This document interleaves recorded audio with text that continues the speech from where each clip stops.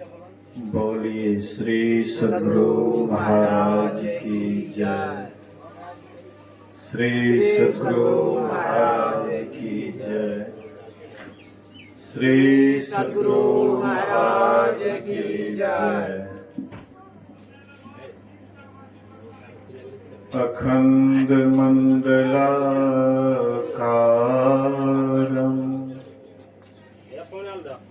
व्याप्तमेन चराचरं तत्पदं दर्शितं येन तस्मै श्री गुरुवे नमः। धन्य धन्य सतगुरु सुखद महिमा कहे न जाए। जो कछु कहा तुम्हारी कृपा मोते कछु न बसाए। सर्वत्र सर्वदा वर्तमान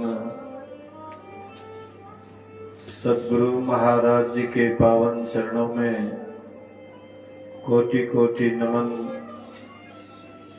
उपस्थित गुरुजन,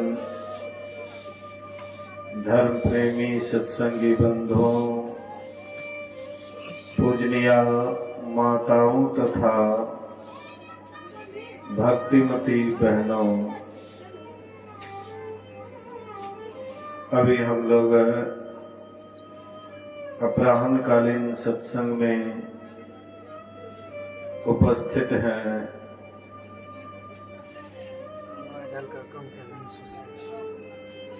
कोई भी कार्य होता है उसके पीछे कारण होता है। यहाँ पर भी जो सत्संग हो रहा है इसके पीछे भी कारण है। एक बच्चे के जन्मदिन के अवसर पर यह संतमत सत्संग का आयोजन किया गया है। यह सत्संग करने से क्या लाभ होता है? हम आप कोई भी कर्म करते हैं, काम करने से पहले लाभ खोजते हैं। बिना लाभ के कोई भी काम करना हम पसंद नहीं करते हैं। संतों ने कहा कि संसार में हम जो काम करते हैं उसका लाभ तो हम आप देखते हैं, लेकिन सत्संग करने से क्या लाभ होता है इसको तो हम आप नहीं देखते हैं। फिर सत्संग करने से क्या होगा? महापुरुषों ने कहने की कृपा की है। अगर हम आप बढ़िया से देखें तो प्रत्येक लाभ के पीछे सुख और शांति जुड़ा हुआ है।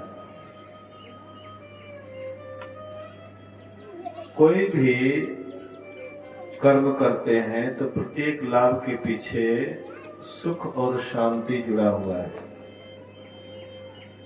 कोई काम करते हैं, लाभ तो होता है लेकिन सुख शांति महसूस नहीं होता है। जैसे कोई दिन भर मेहनत करता है तो मेहनत करने से शाम में उनको लाभ होता है, रुपया मिलता है तो इसको लाभ मिलता है, लेकिन रुपया से शांति नहीं मिलती है। 2 वक्त का रोटी मिल जाता है लेकिन शांति सुकून नहीं मिलता है। तो हम आप क्या कहें, क्या करेंगे? मेहनत करना छोड़ देंगे? कहते नहीं। संसार के लाभ के लिए शारीरिक श्रम तो करना ही चाहिए, लेकिन आत्म लाभ के लिए भी कभी कभी विचार करना चाहिए, सोचना चाहिए। तो आप कहिएगा कि तब काम धाम छोड़ करके केवल आत्मलाभ के लिए ही विचार करें? कहते नहीं, काम करते हुए भी आप आत्मनिष्ठ हो सकते हैं, आत्मा में रमन कर सकते हैं। आप कहिएगा कि कैसे हम समझें कि काम करते हुए भी आत्मनिष्ठ हो सकते हैं? तो महाभारत का युद्ध जब चल रहा था तो उस समय में घनघोर युद्ध चल रहा था। थोड़ा सा भी असावधानी होता तो दुश्मन एक दूसरे को वार कर देता था, मार गिराता था। उस घमासान युद्ध के समय में भगवान कृष्ण अर्जुन से कहते हैं, अर्जुन युद्ध भी करो और मेरा स्मरण भी करो। हम लोग सोचते हैं कि हम गृहस्थी वाले हैं, दिन रात मेहनत करते हैं, काम धाम करते हैं, क्या हम लोग भगवान को याद कर सकते हैं, आत्मनिष्ठ हो सकते हैं? महापुरुष ने कहा कि एकदम आराम से, खूब बढ़िया से तुम आत्मनिष्ठ हो सकते हो। और अक्सर और संसार में जितने वाणिज्य व्यापार लोग करते हैं उनसे अच्छा है गृहस्थी, नहीं खेती बाड़ी उनसे अच्छा है। इसमें ज्यादा झूठ फूस नहीं बोलना पड़ता है। और दूसरे कोई भी व्यापार करते हैं तो अक्सर उसमें झूठ का ही सहारा लेना पड़ता है।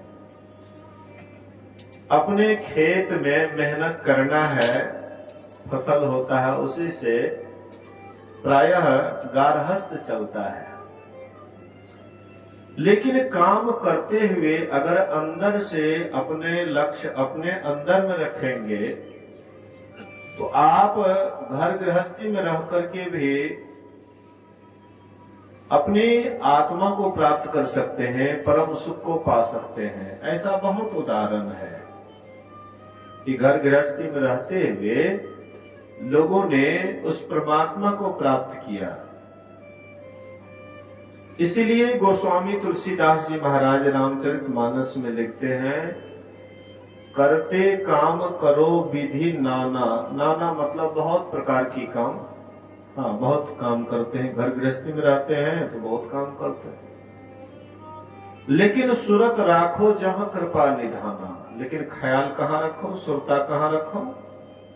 कृपा निधान, परमात्मा में लगा कर। आप कहिएगा कि ख्याल को परमात्मा में लगा करके रखेंगे तो लाभ क्या होगा? तो वह काम जो आप कीजिएगा वह काम करने में भी बहुत आनंद बुझाएगा। हम लोग काम करते करते क्या होते, अशांत हो जाते हैं। नहीं, काम करते करते अशांत हो जाते हैं। क्यों अशांत हो जाते हैं? आपका ख्याल ईश्वर पर लग करके नहीं रहता है, अपने अंदर में ख्याल नहीं टिकता है, इसीलिए अशांत हो जाते हैं। कहते हैं, गुरु नानक साहब कहते हैं, जहां जहां कर्म करे बहु तेरा, तहां तहां आप बंधायो। जहां जहां हम काम करते हैं, कर्म करते हैं, हाँ बहुत प्रकार का कर्म करते हैं, बहुत ख्याल मन में लाते हैं, बहुत मन में विचार आते रहता है, तो कहते अपने आप को तुम बंधाते जा रहे हो, अपने हाथ से ही अपने हाथ को बांध रहे हो। अब कोई व्यक्ति अपने हाथ से अपने को ही बांधे तो उसको आप क्या कहिएगा? कालिदास की तरह वृक्ष पर चढ़ गया, जिस डाल पर बैठा हुआ था उसी को काटने लगे। उसको कहिएगा बड़ा बुद्धियार आदमी है जो अपने ही जिस डाल पर बैठा उसी को जड़ से काट रहा है। कालिदास जब काट रहा था जिस डाल पर बैठे हुए थे, उसको जब काट रहे थे तो एक आदमी बगल से गुजर रहा था।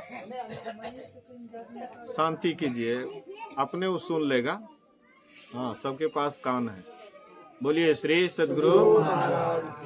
जहाँ बैठे हैं केवल वहीं का विचार कीजिए और दूसरी जगह का विचार मत कीजिए। ख्याल इधर लगा करके रखिए। बोलिए श्री सद्गुरु। तो कालिदास जिस डाल पर बैठे हुए थे उसी को जड़ से काट रहे थे, तो बगल से एक आदमी गुजर रहा था। कहा कि अरे कैसा मूर्ख है, जिस डाल पर बैठा है और उसी को काट रहे हो, गिरेगा तो क्या होगा। कालिदास नहीं माना, काटने लगा। आधा डाल कटती है, उसके बाद गिर गया। गिरने के बाद सोचा कि वो तो भगवाने था जो हमको ये बात कहा। सही में हम गिर गए, लेकिन उनको तो पता नहीं था कि हम जिस पर बैठे हैं उसी को काट रहे हैं। हम आप भी वही काम कर रहे हैं। हम लोग कालिदास से कोई विशेष नहीं है। बोलिए श्री सद्गुरु। हम आप भी वही कर रहे हैं जो कालिदास किए थे। हम आपको परमात्मा ये मनुष्य का शरीर दिया है, मानव का शरीर दिया सुधार करने के लिए, हाँ, परमात्मा को पाने के लिए, कि मैं एक अवसर देता हूं और ये अवसर का लाभ तुम ठीक ठीक लोगे, इसलिए मनुष्य का शरीर दिया। हम लोग क्या करते हैं, इस बात को भूल जाते हैं। अब मानव शरीर से और काम तो ढेर कर लेते हैं। जहाँ जहाँ कर्म करे बहुत तेरा, बहुत कर्म करते हैं। हाँ, गुरु महाराज जिसको कहते हैं विविध भांति के कर्म जगत में जीवन घेरी फंसाता है। अब बाबा देवी कहे कह में ही सतगुरु गुरु ही बचाता है। तो हम आपको जो बचाते हैं उसका तो कभी चिंतन करते नहीं हैं, लेकिन जो दिन रात आपको दुखी करते हैं, जिससे आप दिन रात परेशान होते हैं, उसी से आप स्नेह करते हैं, उसी से प्रेम करते हैं। लेकिन ये स्नेह ये प्रेम तो टिकता भी नहीं है। ना तो पति पत्नी का प्रेम टिकता है, ना ही बाप बेटे का प्रेम टिकता है, ना ही कोई रिश्तेदार नाता का प्रेम टूटता है। एक दिन सब बिखर जाता है। तो जिस ख्याल से हम आप आते हैं वह काम से बेखबर रहते हैं, और जो काम नहीं करने के लिए आते हैं उसी काम में हम पूरे फंस जाते हैं। मकड़ा अपना ही जाल बीनता है, फंसता है उसी जाले में है। मकड़ा मरता है कहाँ, वही अपने जाल में फंस करके, उसी का बुना हुआ जाल है और वही फंस जाता है। हम आप भी जिस घर गृहस्थी में रहते हैं, इतना मेहनत करते हैं, अंत में उसी में फंस जाते हैं। संत महात्मा कहते हैं कि देखो, तुमको मैं ये नहीं कहता हूं कि घर गृहस्थी में फंसो मत, घर गृहस्थी को छोड़ करके भागो भी नहीं, लेकिन जहां तुम हो, जिस स्थिति में हो, उसी स्थिति में जगने का कोशिश करो। जहां तुम हो वहीं रहो, कहीं भागने की जरूरत नहीं है, लेकिन उसी स्थिति में रह करके तुम जगने का कोशिश करो। यही जगने की बात अभी हम रामचरितमानस में है। राम नाम मनि दीप धरु जेह देहरी द्वार, अतुल से भीतर बारहूं जो चाहे सिंधिया। कहते हैं कि तुम कैसे जगोगे, तो राम और नाम को जीव के देहरी के द्वार पर रखो। यही है जगने का तरीका। कैसे जगेंगे, तो जैसे बच्चा, छोटा बच्चा होता है, बच्चा बराबर जब माँ माँ माँ माँ पुकारता है तो माँ को दया आती है कि नहीं आती है? माँ को दया आती है। हाँ, बच्चा कितना देर से माँ माँ चिल्ला रहा है, माँ का हृदय रहा नहीं जाता है। कितनों काम करती है तो अंत में माँ को दया आती है, बच्चा को तुरंत गोद में लेकर के हिलाने लग जाता है। ऐसे हम आप भी बराबर हे राम हे राम हे राम हे राम हे राम हे राम हे राम हे राम हे राम हे राम बराबर जो ये करेंगे तो परमात्मा को रहा जाएगा। जैसे माँ बराबर मामा पुकारता है बच्चा, तो अंत में माँ को रहा नहीं जाता है, कितना ही काम धाम करती है, सब काम धाम को छोड़ छाड़ करके बच्चा को भर पानी गोद में उठा लेती है। ऐसे ही दिन रात अगर हम गुरु गुरु या राम राम कहेंगे, दोनों एक ही चीज है, कोनो अलग नहीं है, लेकिन जो मंत्र मिला वही। अगर हम बराबर हे राम हे राम हे राम हे राम हे राम बराबर जो करेंगे तो रहा नहीं जाएगा राम को, नहीं गुरु को रहा नहीं जाएगा, वो आपको गोद में उठा लेंगे। गोद में उठाने का मतलब है कि आपको आत्मा की अनुभूति होगी, आत्मा की अनुभूति होगी, तब आपको एक अलग ही आनंद आएगा। संसार में रहते हुए भी तब आप कमल के फूल के सदृश हैं। कमल का फूल कहाँ खिलता है? कीचड़ में। इस संसार ही कीचड़ है, घर गृहस्थी ही कीचड़ है, बाल बच्चा ये सब कीचड़ के ही समान है। लेकिन इसमें रहते हुए हम आप इनसे ऊपर रह सकते हैं। कमल ऊपरे रहता तभी तो सुंदर खिलता है, सुगंध देता है, लोगों के मन को मोहता है। और जिस कीचड़ में रहता है, अगर उसके भीतरे रहे, कीचड़ में ही रहे, तो कमल कभी खिलेगा? कभी सौंदर्य उसका बिखरेगा? लोग जाएंगे उनके पास उनको देखने के लिए?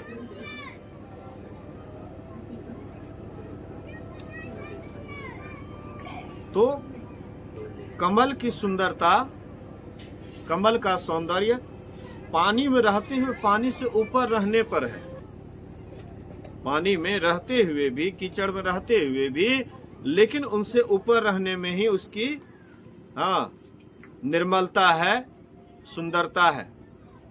कहते इसी तरह से हम घर गृहस्थी में रहते हुए, बाल बच्चे के साथ रहते हुए, लेकिन अपने ख्याल को अगर परमात्मा में लगा करके रखते हैं तो मानो हम कमल के सदृश हैं।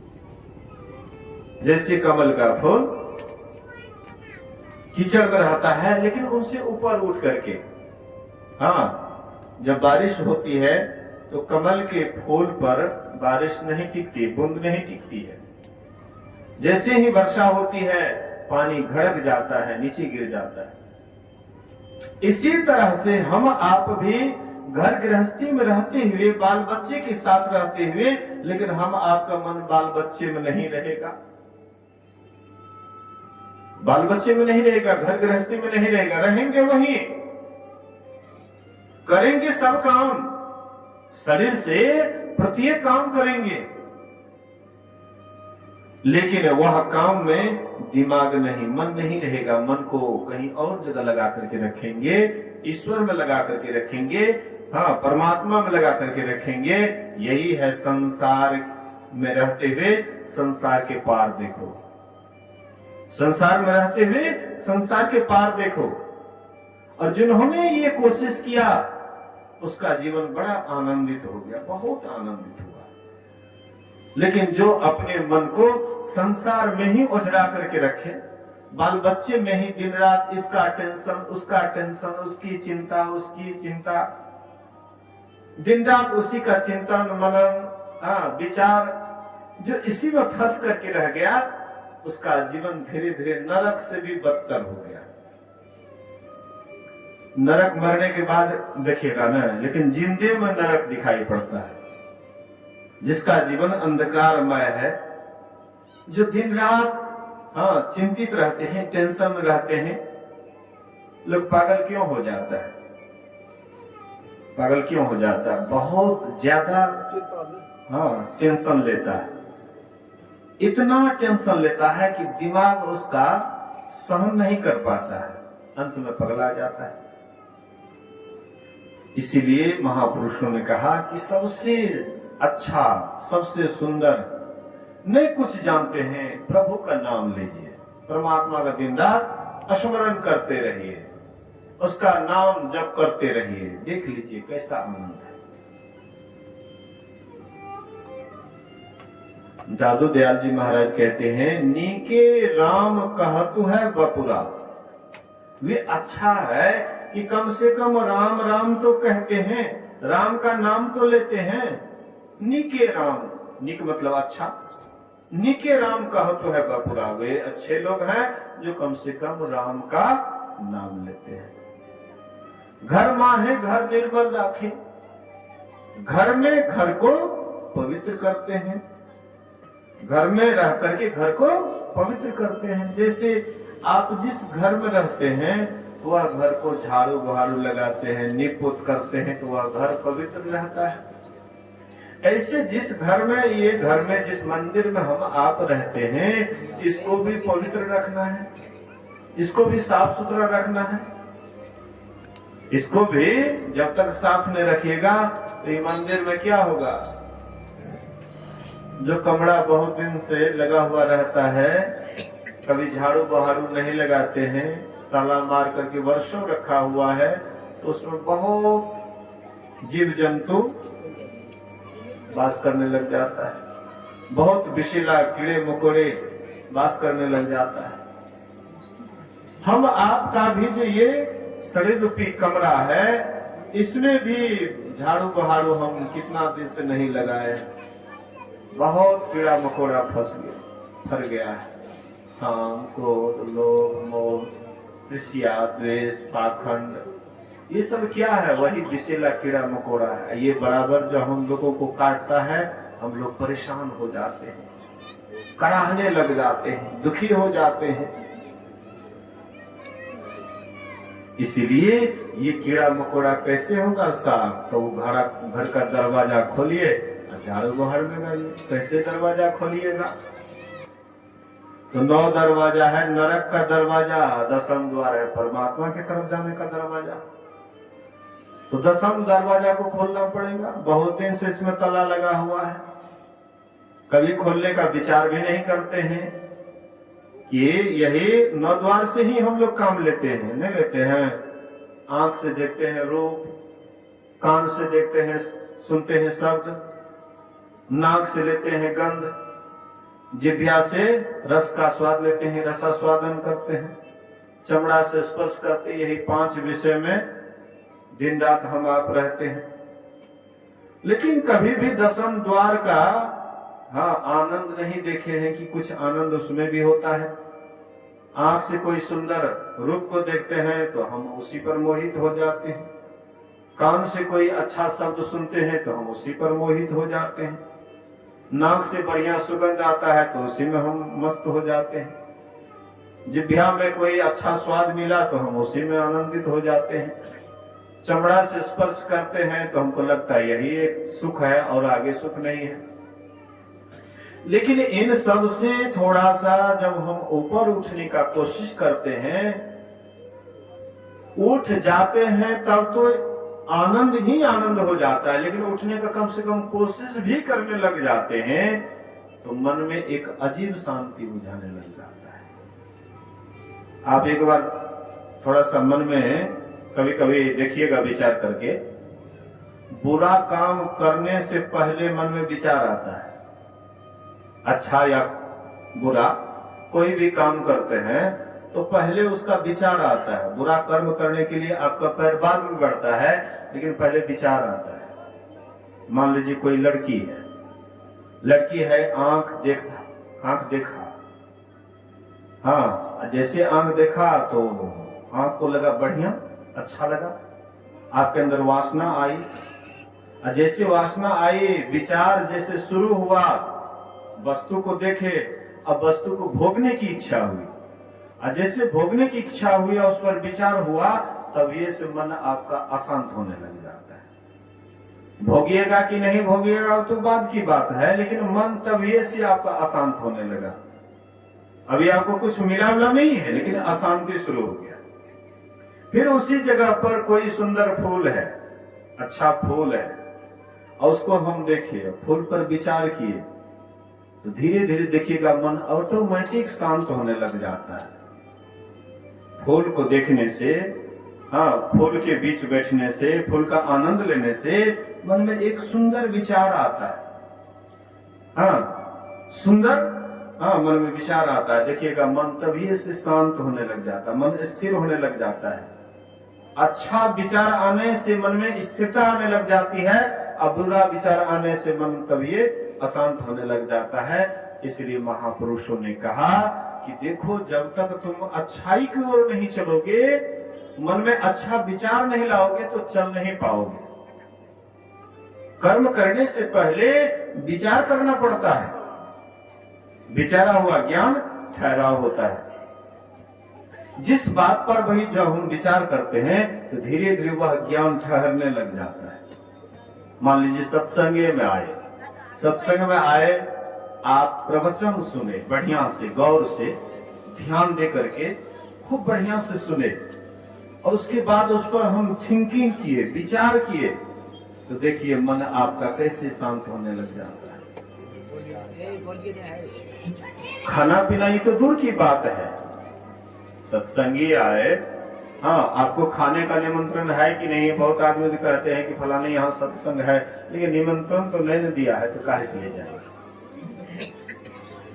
लेकिन खाने से ही सुख नहीं मिलता है। सत्संग में आए और प्रेम से सुने, आपका पैर जैसे सत्संग की तरफ बढ़ा, सत्संग का विचार किए, बैठ करके खूब बढ़िया से प्रेम से सुने, शांति आपको तभी से प्रारंभ हो गया, सुख तभी से आपको लगने लगा।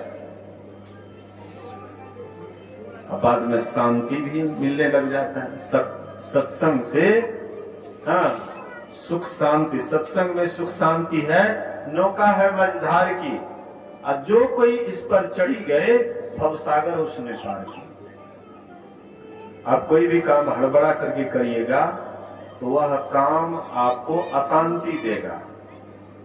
आप कोई भी काम आप अस्थिर से कीजिए, शांत होकर के कीजिए, आत्मबल बढ़ने लग जाता है। शांति से अगर कीजिएगा, आत्मबल बढ़ने लग जाता है। इसीलिए संत महात्मा कहते हैं, अशांतस्य कुतो सुखम। जहां अशांति है वहां कहां सुख है। जहां शांति है वहीं पर सुख है, और शांति सुख मिलता है सत्संग ध्यान से। इसीलिए लोग और काम तो बड़ा मन लगा करके करते हैं, लेकिन सत्संग ध्यान में ही ढीले ढाले हो जाते हैं। सत्संग ध्यान का नाम लीजिए तो पहले सोचने लग जाता है सत्संग में जाएंगे तो लाभ क्या होगा, लेकिन सत्संग में बहुत लाभ होता है। तत्काल आपको शांति बुझाता है, सुख बुझाता है, इससे बढ़कर के और क्या लाभ है। धन से मन चंचल होता है, धन आपके पास में ढेर आने लग जाता है, ढेर आपका मन चंचल हो जाता है। लेकिन वही धन पर आप या कोई योगी बैठता है तो बड़े शांति से रहता है। सेज सिंहासन बैठे रहते, अब भस्म लगाए उदासा रे, कोई पिए राम रस प्यासा रे। कोई संत महात्मा जब सिंहासन पर बैठते हैं, राज सिंहासन पर बैठते हैं, तो बड़े शांति से वे राज सिंहासन पर बैठते हैं और उसी में वे आनंदित रहते हैं। और वही जगह पर दूसरा और कोई चंचल आदमी बैठ जाता है राज सिंहासन पर, उसका दिमाग हर हमेशा अशांत रहता है। इसीलिए संतों ने जो कहा है कि हम आपके अंदर में शांति है, हम ही शांति स्वरूप हैं। शांति स्वरूप सर्वेश्वर जानो, अशब्दातीत कहे संत बखानो। शांति का स्वरूप कौन है? परमात्मा है, हम उनके अंश हैं। परमात्मा शांति स्वरूप है, हम उनके अंश हैं। अंश से मतलब टुकड़ा नहीं। लोग अंश का मतलब टुकड़ा समझते हैं, टूटा हुआ, टूटा फूटा अंश। जैसे कोई पहाड़ है, अब पहाड़ से टुकड़ा जो टूट जाता है, पत्थर जो टूट जाता है तो फिर पहाड़ में नहीं समाता है। जो पत्ता डाल से टूट जाता है फिर वह डाल में नहीं समाता है। अब आप भी सोचते हैं कि हम भी टूटे फूटे अंश हैं, परमात्मा से टूट गए हैं, तो हम कैसे फिर जुटेंगे? संत महात्मा कहते नहीं, तुम टूटे फूटे अंश नहीं, लेकिन भ्रम हो गया है तुमको कि हम टूट गए हैं, तुम टूटे नहीं हो। एक बार जब पुल बन रहा था रामेश्वरम में, जब पुल का निर्माण हो रहा था, भालू बंदर सब राम का नाम लिख करके पत्थर को दे रहे थे समुद्र के ऊपर, पानी के ऊपर, तो वह तैर रहा था। सब अपना लगे हुए थे। राम जी देखे कि भाई मेरा नाम लिख करके देता है तो पानी पर पत्थर तैरता है, तो भाई अगर मेरे नाम लिखने से, मेरे नाम में इतनी शक्ति है तो मुझ में कितना शक्ति होगा। इसलिए मैं भी परीक्षा लेता हूं, परीक्षण करना चाहिए। तो राम जी क्या किए, कुछ गंभीर रूप से विचार कर रहे थे। संत भगवंत जो होते हैं, हम आपके जैसे मतलब अधैर्य नहीं होते। कोई भी बात होता है तो उस पर थिंकिंग करते, विचार करते हैं शांत। तो राम जी बड़े शांत मुद्रा में थे और कुछ विचार कर रहे थे। विचार करते करते एकाएक उसके मन में यह विचार आया कि देखना चाहिए। तो राम जी क्या किए, तो समुद्र के किनारे किनारे चलने लगे। किनारे किनारे कुछ दूर चलने लगे कि भाई कहीं कोई देख न ले कि कहीं मेरे हाथ से पत्थर गिरेगा, कहीं वह डूब न जाए। डूब जाएगा तो लोग क्या कहेंगे, राम जी में कोई बल नहीं। तो राम जी जैसे चलने लगे कि समुद्र के किनारे किनारे, तो हनुमान जी विचार करते हैं कि राम जी तो अभी भगवंत के बात को संत ही समझ सकते हैं जो उसका बराबर ध्यान करते हैं। तो हनुमान जी तो बराबर उनके ध्यान में लवलीन रहते थे। तो राम जी क्या करते हैं, क्या करते थे, किस समय में क्या किया, हनुमान जी को मतलब बढ़िया दिन रात उसी का ध्यान करते रहते थे। तो जैसे किनारे किनारे चलने लगे तो हनुमान जी सोचे कि राम जी तो बड़े गंभीर से कोई विचार कर रहे थे, लेकिन एकाएक क्यों चल दिए, तो अच्छा देखना चाहिए क्या करते हैं। तो वे भी चलने लगे, हनुमान जी छिपते हुए कि राम जी हमको देख न ले।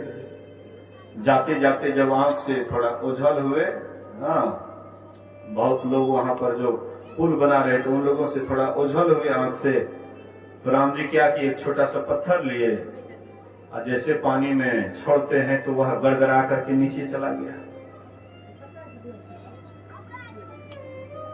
तो राम जी सोचते बड़े अच्छा हुआ कि कोई देखा नहीं तो क्या क्या सोचते।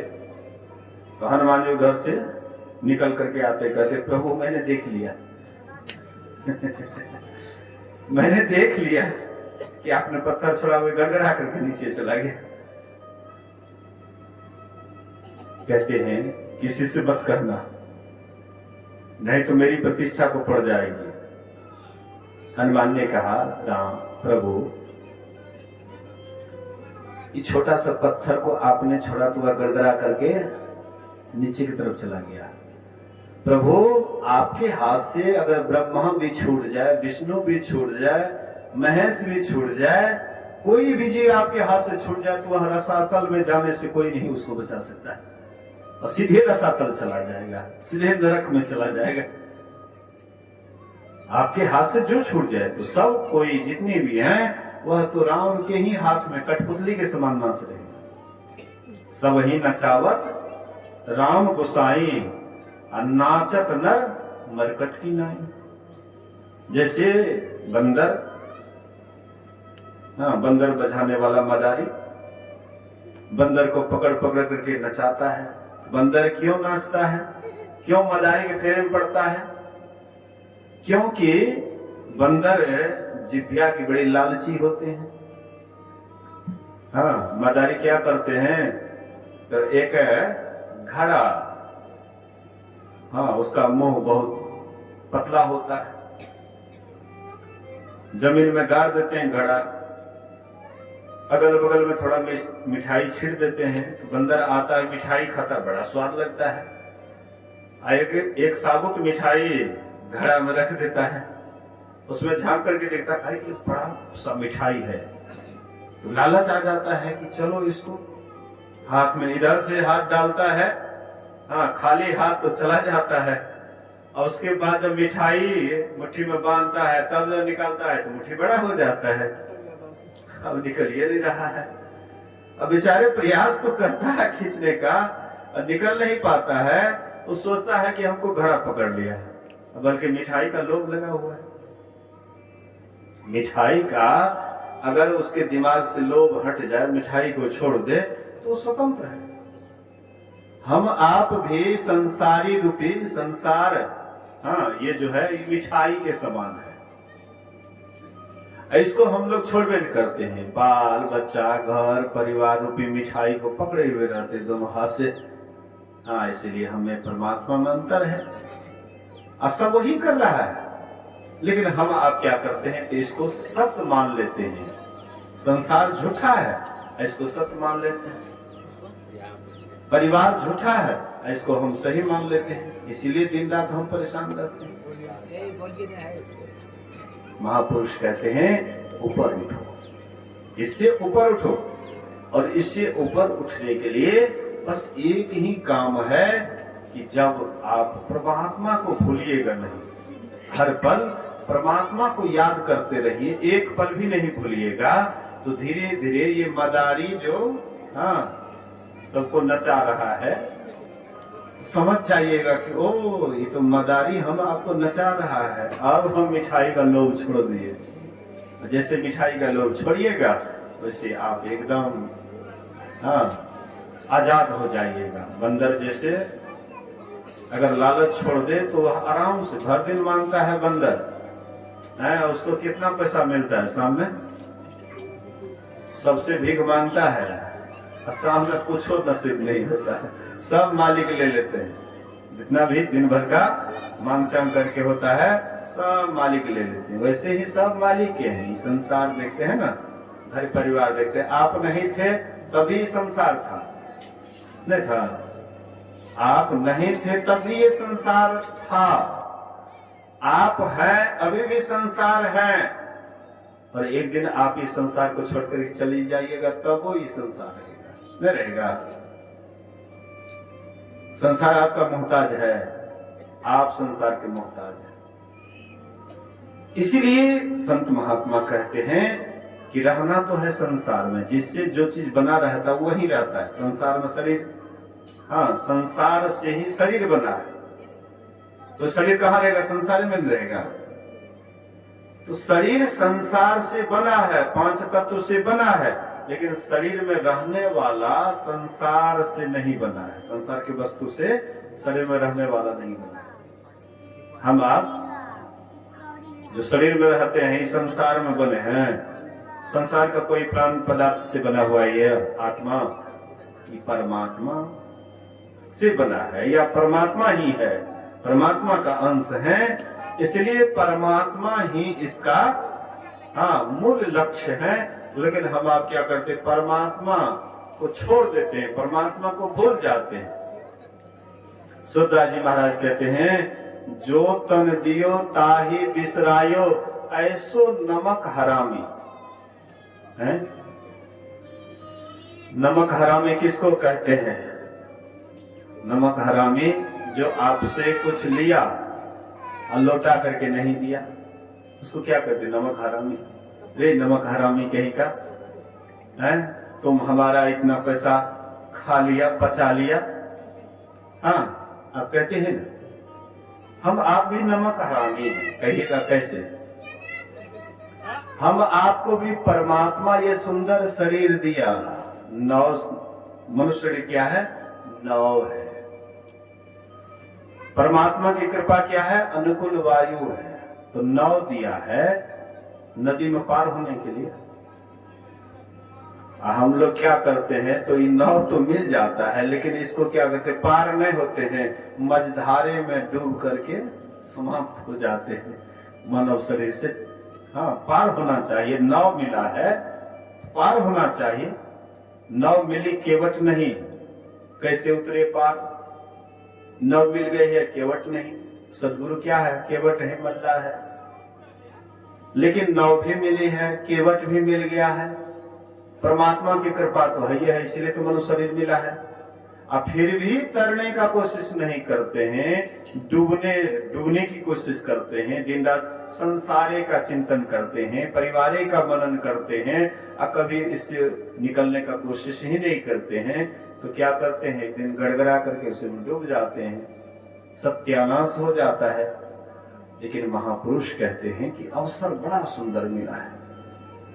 अवसर बीते मन पछते हैं, ये अवसर बीत जाएगा फिर पछताओगे। इतना सुंदर शरीर मिला, इतना बढ़िया मौका मिला, परमात्मा की कृपा है। सब कुछ रहते हुए भी अगर हम परमात्मा की तरफ चलने का कोशिश नहीं करते हैं, बच्चा क्या करता है, पहले जब चल नहीं पाता है तो परमात्मा क्या करते, बच्चा कोशिश करते हैं, कोशिश करते, कभी गिर जाते हैं, फिर उठते हैं, कोशिश करते हैं। जो गार्जियन आजकल क्या करते हैं, तो साइकिल दे देते हैं बच्चा को, 3 पहिया गाड़ी दे देते हैं, तो उसको गड़काते हुए साइकिल को चलाते हुए धीरे धीरे चलने लग जाता है। ऐसे ही संत महात्मा हम आपको भी क्या किए हैं, तो 3 पहिया गाड़ी दिए हैं। 3 पहिया गाड़ी क्या है, जॉब करना, यही है चलने का अभ्यास करना, परमात्मा की तरफ चलने का ये अभ्यास करना है। जब कर रहे हैं, परमात्मा का सुमिरन कर रहे हैं, परमात्मा का नाम ले रहे हैं, तो परमात्मा की तरफ चलने का अभ्यास कर रहे हैं। कोशिश कीजिएगा तो परमात्मा की कृपा होती है, कोशिश नहीं कीजिएगा तो क्या होगा। जो बच्चा मतलब जो है चलने का कोशिश नहीं करे तो क्या करेगा, धीरे धीरे लथेल हो जाएगा, कभी चल पाएगा। जो बच्चा कोशिश नहीं करेगा चलने का तो वो धीरे धीरे लौट पड़ जाएगा, धीरे धीरे पैर हाथ भी काम नहीं करेगा। तो ऐसे ही अगर हम कोशिश ना करें चलने का तो कभी नहीं चल पाएंगे। चलने का जो कोशिश करने लग जाते हैं तो धीरे धीरे साहस बढ़ने लग जाता है, हिम्मत आने लग जाता है कि चलो भाई हम इस राह पर चल सकते हैं, हम इस राह पर चल सकते हैं। लेकिन चलने का पहले कोशिश करना पड़ता है। करत करत अभ्यास ते जड़मती हो तो सुजान, अरसरी आवत जातते सिल पर पड़त निशान। करत करत अभ्यास, करते करते अभ्यास, कोई भी काम है अभ्यास करते हैं तो धीरे धीरे उसमें सफलता मिलती है। प्रत्येक काम में जिसमें हमारा कोशिश रहता है तो उसमें हम जरूर आगे बढ़ते हैं। इसी तरह से परमात्मा की भक्ति में भी, ईश्वर की भक्ति में भी अगर चलने का कोशिश करने लग जाते हैं तो सुख मिलने लग जाता है, शांति मिलने लग जाती है, साहस बढ़ने लग जाता है, हिम्मत आने लग जाता है। हिम्मते मर्दे तो मरते खुदा, अपना हिम्मत लगाते हैं तो ऊपर से परमात्मा की भी कृपा होती है। एक हनुमान जी का भक्त था, तो रास्ते से जा रहे थे बेचारे, रास्ते से जा रहे थे, गाड़ी कीचड़ में फंस जाती है, कीचड़ में फंस जाती है। तो बैलगाड़ी से उतर गए और कहते हे हनुमान, हे हनुमान, हे हनुमान, मेरी गाड़ी कीचड़ में फंस गई है, निकाल दो। तो हनुमान जी मनुष्य के रूप में आए, आप भाव से जिसको पुकारिएगा, परमात्मा तो एक ही है, ईश्वर तो एक ही है, लेकिन आपको किसी के प्रति विशेष श्रद्धा है, विशेष विश्वास है, और अगर आप भाव से, हृदय से बुलाते हैं तो परमात्मा किसी न किसी रूप में आकर के आपको मदद करते हैं। तो बराबर भाव से पुकारे तो हनुमान जी मनुष्य रूप में आए और कहते हैं कि क्या बात है, तुम क्यों हनुमान हनुमान पुकार रहे हो? कहते देखते नहीं हो मेरी गाड़ी फंस गई कीचड़ में, इसीलिए मैं हनुमान को पुकार रहा हूं, हे हनुमान मेरी गाड़ी को निकाल दो कीचड़ से। कहते इस तरह से जीवन भर भी अगर तुम कहते रहोगे हनुमान हनुमान मेरी गाड़ी को निकाल दो, ऐसे में हनुमान की कृपा नहीं होगी। हनुमान की कृपा तब होगी जब तुम खुद अपना बल लगाओगे, अपना हिम्मत लगाओगे, तो हनुमान जी भी अप्रकट रूप में मदद करेंगे। हनुमान जी घट घट के वासी हैं, सबके हृदय में रहने वाले हैं। अगर तुम अपना बल लगाओगे तो हनुमान जी मदद करेंगे, और जब तक तुम अपना बल नहीं लगाओगे तो हनुमान भी मदद नहीं करेंगे।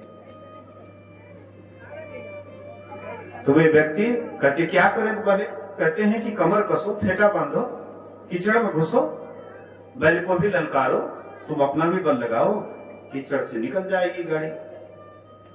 तो वह कमर कसते हैं, फेटा बांधते हैं, कीचड़ में धसे, बैल को ललकारे, अपना भी पहिया में जोर लगाए, गाड़ी धीरे धीरे कीचड़ से निकल जाती है।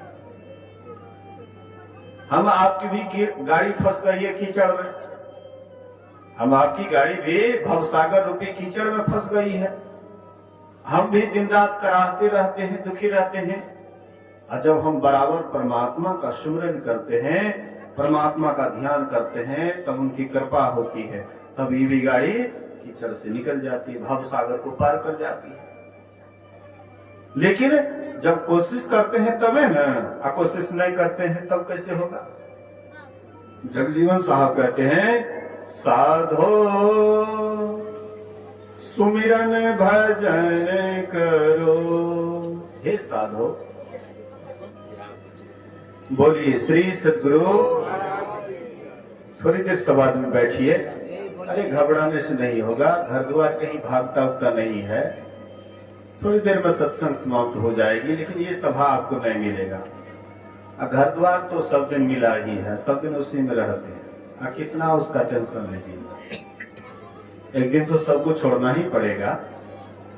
कम से कम सत्संग भर में तो छोड़ करके रखिए, उधर का ख्याल कम से कम सत्संग के समय में छोड़ करके रखिए। इतना अगर बर्दाश्त नहीं करिएगा तब ध्यान कौन सी कीजिएगा, खाक। भजन भेद ले लीजिएगा, नाम का सत्संग ही होगा, काम का नहीं। 7 बेटा राम के कोटा न करूं। ऐसे ही सत्संगी घर घर हो जाइए, लेकिन सत्संग से स्नेह नहीं, प्रेम नहीं।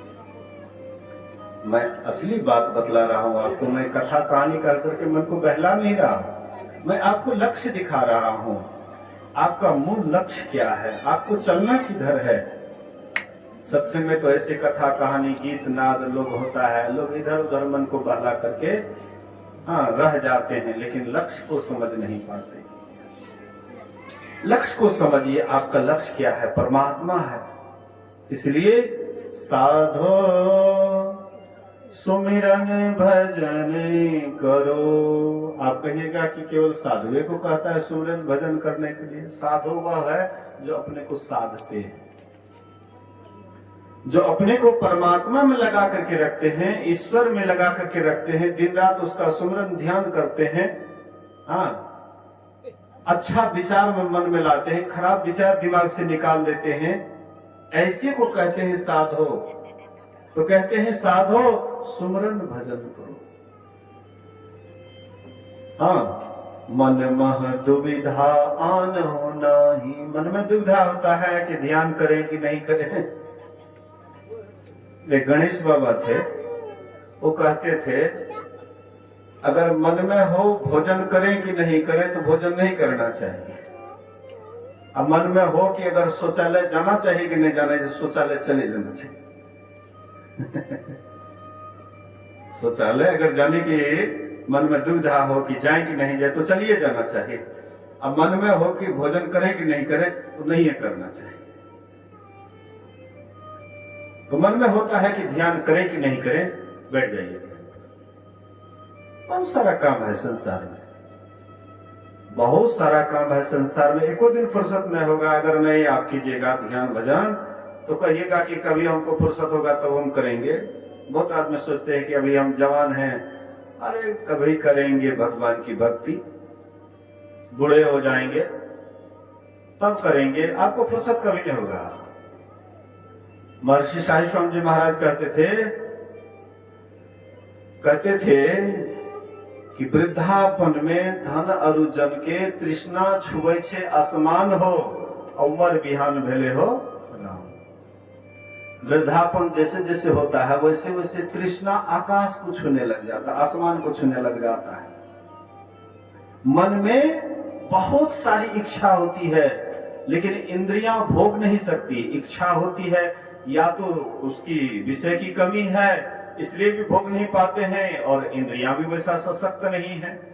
बढ़िया बढ़िया खाने की इच्छा होती है बुढ़ाव में, बूढ़ेपन में अच्छी अच्छी खाने की इच्छा होती है, लेकिन लिवर काम नहीं करता है, जी उसका चटपट करता है। बहुत सुंदर सुंदर भोगने की इच्छा होती है और उस समय इंद्रियां काम नहीं करती है। वृद्धापन में धन अरु जन के तृष्णा छुए छे आसमान हो, उमर बिहान भेले हो राम। आप कभी ऐसा मत सोचिए कि कभी करेंगे, जब बूढ़े हो जाएंगे करेंगे। बूढ़ा मन नहीं होगा, बूढ़ा में मन और गिर जाता है, मन अलसा जाता है, अभी जवानी में आप नहीं कर पाते हैं तो बुढ़ानी में क्या कीजिएगा। अभी जवान में अगर आप 500 रोज नहीं कमा सकते तो बुढ़ानी में कीजिएगा, आप 500 रोज कमाइएगा, नहीं कमा सकते हैं। जैसे आप संसारी काम भी जवानी में ही करते हैं, उसी तरह से परमात्मा की भक्ति भी जवानी में ही होता है। बुढ़ापा तो किसी तरह से टाइम पास करने का होता है कि चलो भाई बुढ़ापा आ गया है, अब किसी तरह से रहना है। लेकिन पहले से अगर जवानी में अभ्यास हो तो बुढ़ापा उसका सुखमय रहता है। पहले से अगर आप भगवान की भक्ति करते हैं जवानी में, ध्यान भजन करते हैं, सत्संग करते हैं, तो बुढ़ापा उसका आराम से कटता है, चाहे स्थिति जैसा भी हो। आप गरीब हैं उससे मतलब नहीं है, आप धनी हैं उससे मतलब नहीं है। मतलब है कि आपने जीवन को किस ढंग से जिया है, किस काम में लगा करके अपना समय बिताया है। अच्छा काम में अगर आपने समय लगा करके बिताया है,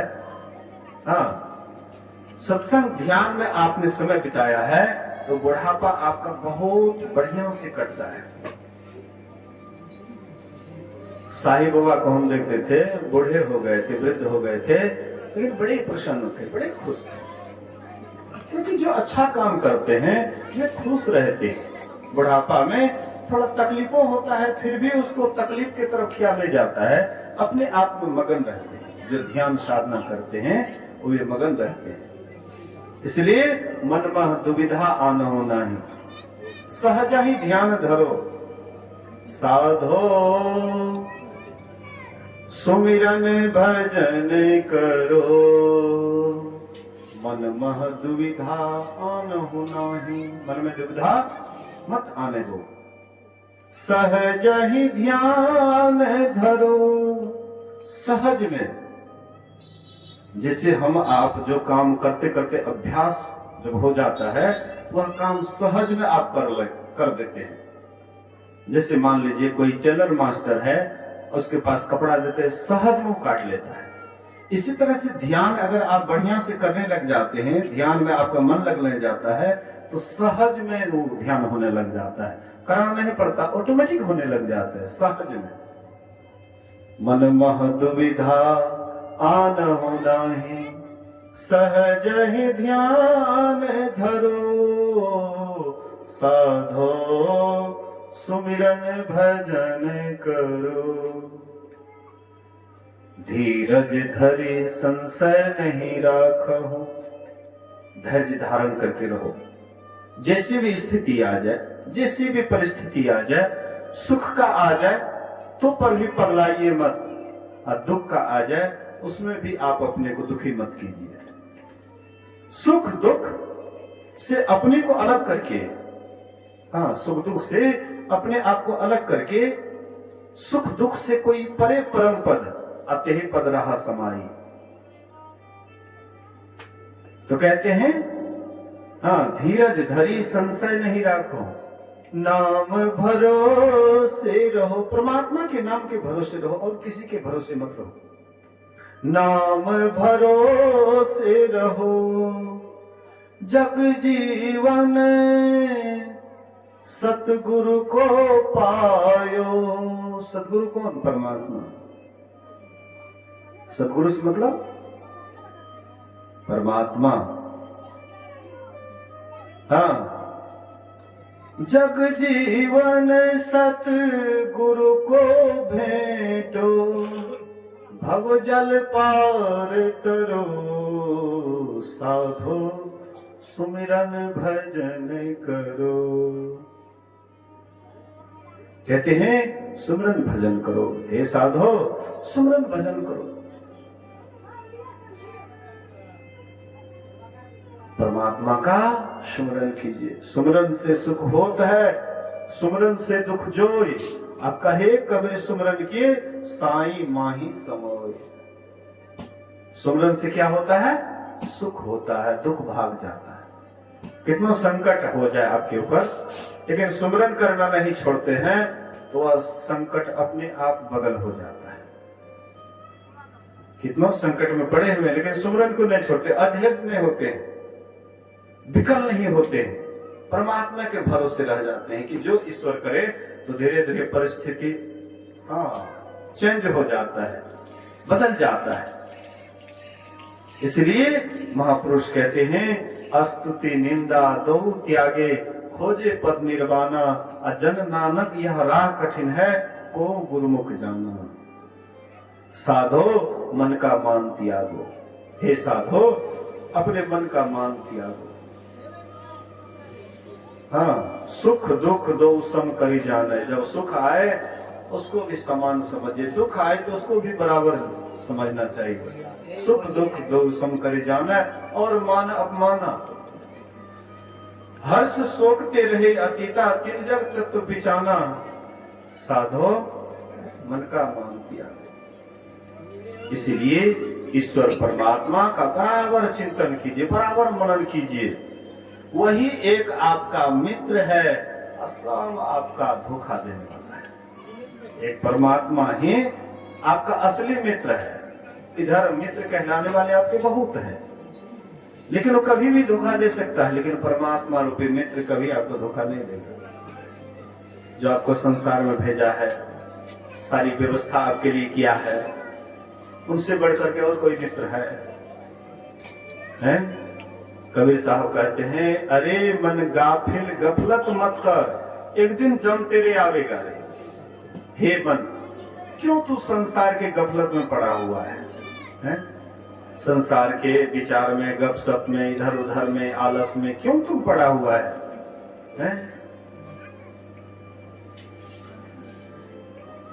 कबीर साहब कहते हैं, रे मन गाफिल गफलत मत कर, एक दिन जम तेरे आवेगा रे। सौदा करन को याजक आयो, हाँ याजक आया, पूंजी लाया, मूल गमाया। इस संसार में आए हो सौदा करने के लिए, भक्ति रूपी सौदा। हमारे राम, हाँ राम नाम धन खेती, नहीं सत्य नाम धन खेती। हमारा क्या है, कौन सा खेती है? तो सत्य नाम धन खेती है। तो मन का बैल सुरत हरवाहा, और जब चाहो तब ज्योति। अरे दिल गफलत मत कर, एक दिन जम तेरे आवेगा रे। सौदा करन को याजक आया, पूंजी लाया, मूल गमाया। प्रेम नगर का अंत न पाया। परमात्मा रूपी जो नगर है, परमात्मा का धाम है, हाँ प्रेम नगर का अंत न पाया। ज्यों आया त्यों जावेगा, जैसे आया तुम वैसे चला जाएगा। सुन मेरे साजन सुन मेरे मीता, या जीवन में क्या क्या कीता। कहिएगा कि बेटा को पाले, बेटी को पाले, पढ़ाए लिखाए, घर बनाए, यही सब कोनो आपका ही चलने वाला नहीं है परमात्मा के सामने। ये सब तो दूसरी योनि में भी करते हैं। नहीं, आपके यहाँ मवेशी है, वो भी दूध देती है अपने बच्चे के लिए, वो भी अपने बच्चे का लालन पालन करती है, इतना काम तो वो भी करते हैं। लेकिन उतना ही काम में तुम रह गया। सुन मेरे साजन सुन मेरे मीता, या जीवन में क्या क्या कीता। सिर पाहन का बोझा लेता, आगे कौन छुड़ावेगा। ये ढेरी ढेरी संसार का बोझा ले लिया है कपार पर। अंत में तुम उसको ढोते ढोते दिन रात परेशान रहते हो। परली पार तेरा मीता खड़िया, उस पार में संसार के पार परमात्मा है, इस पार में हम आप हैं, उस पार में परमात्मा है। तो उस पार में परली पार तेरा मीता खड़िया, परमात्मा रूपी मित्र तुम्हारा इंतजार कर रहा है कि आओ मेरे तरफ। क्यों संसार में फंस गए हो, क्यों संसार को ही अपना मान बैठे हो। परली पार तेरा मीता खड़िया, उस मिलने का ध्यान न धरिया। टूटी नाव ऊपर जा बैठा, गाफिल गोता खा मेरे। टुटलहार नाव पर तुम बैठ गया है, तुम मझधार में डूब जाओगे, तुम्हारा राम नाम सत्य हो जाएगा तो हाथ कुछ नहीं लगेगा। परली पार तेरा मीता खड़िया, उससे मिलने का ध्यान न धरिया। टूटी नाव ऊपर जा बैठा, गाफिल गोता खावेगा रे। अरे दिल गाफिल गफलत मत कर, एक दिन जम तेरे आवेगा रे। दास कबीर कहे समझाई, अंत काल तेरा कोई न सहाय। दास कबीर संत कबीर साहब समझाते हैं, बुझाते हैं। दास कबीर कहे समझाई, अंत काल तेरा कौन सहाय। अंत काल तेरा कौन सहाय। गाफिल गोता खावेगा रे। अंत में कबीर साहब कहते हैं कि तू भवसागर में डूबेगा, तुमको कोई नहीं बचाने वाला है, एक परमात्मा ही बचाने वाला है, सिवाय उसके छोड़ करके कोई आपका रक्षक नहीं है। एक ही रक्षक अगर कोई है तो वह परम पिता परमात्मा है। इसीलिए दिन रात उसी का चिंतन करो, उसी का मनन करो, उसी का विचार करो। शरीर, हाँ, नाव अगर पानी में है तो कोई हानि नहीं है, लेकिन नाव में पानी नहीं होना चाहिए। और नाव में अगर पानी बढ़ने लगे, नाव में बाढ़े पानी, घर में बाढ़े दाम, दही दोनों हाथ उलीचियो, यही सयानो काम। नाव में पानी बढ़ रहा है, घर में दाम बढ़ रहा है, मतलब आपको आमदनी हो रही है, तो दोनों हाथ उलीचिए, मतलब अच्छा कर्म में धन को लगाइए। अब बाद बाकी अगर नाव में पानी बढ़ रहा है तो दोनों हाथ से उलीचिए, यही सयानों का काम है। जैसा सयाना आदमी है यही उसका काम है। इसलिए बीच बीच में आप अपने धन संपत्ति को अच्छे काम में लगाइए। दान एक नंबर में है, दूसरा नंबर में भोग है, तीसरा नंबर में नाश है। इसलिए हाँ, हम आपको सबसे प्रथम गति, हाँ, धन्य धन प्रथम गति जाकी, वह धन धन्य है जिसकी प्रथम गति अर्थात दान में काम आता है। तो हम आपको ये काम करते हुए, परमात्मा का सुमिरन ध्यान करते हुए यह जीवन को बिताना चाहिए। इसी में यह जीवन हम आपका सार्थक होगा, सफल होगा, और परम कल्याण रूपी परमात्मा भी एक दिन मिल जाएंगे। सदा के लिए हम आप आवागमन के चक्र से छूट जाएंगे। इन्हीं बात को सुनिए, समझिए और अपने जीवन में उतारने का कोशिश कीजिए। इसी वचन के साथ एक बार सब आदमी गुरु महाराज की जय जयकार बुलंद आवाज में करें। बोलिए श्री सद्गुरु महाराज की जय।